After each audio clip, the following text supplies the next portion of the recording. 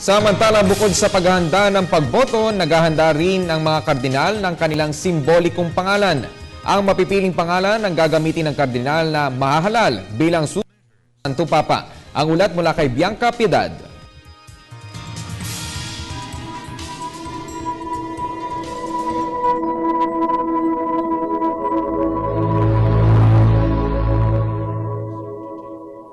Gaano ba kahalaga ang pangalan?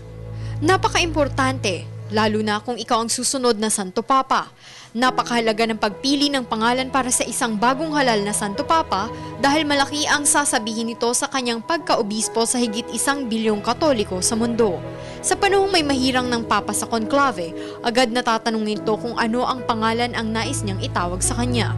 Mahalagang alam na ng bawat kardinal na kwalipikadong maging papa ang nais nilang pangalan sakaling maihalal sila.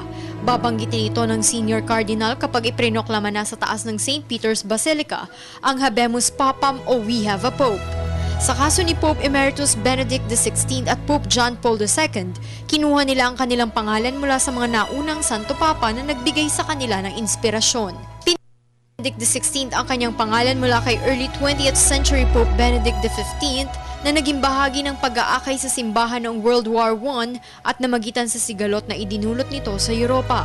Isinunod naman ni John Paul II ang kanyang pangalan kay Pope John Paul I na 33 araw lang naging papa matapos yumao sa silid nito sa papal apartments. Ang pagsunod sa pangalan ng mga nakaraang Santo Papa ay sinimulan noong unang milenyo. Bago ito ay tinawag sa kanilang orihinal na pangalan ang mga Santo Papa, puwera na lang kay 6th century Roman Mercurius na hindi ginamit ang kanyang pangalan dahil ito ay sinunod mula sa isang pagan god, kaya minarapat nitong tawagin na lamang siyang John II. Sa 2,000 taong kasaysayan ng simbahan, pinakakilalang pangalan ang John na sinundan ng Gregory at Benedict. Ang pangalang Pius naman ang pinakapopular ng mga nakaraang siglo na pinili ng 3 papa. Ito rin ang napiling pangalan na naging papa na may pinakamahabang panahon na umabot ng hanggang 33 taon, si Pope Pius IX. Ano man ang mapiling sunod na Santo Papa, ayon kay Vatican Library Vice Prefect Ambrogio Piazzoni, depende ito sa nais ng bagong papa na iparating sa unang araw pa lamang.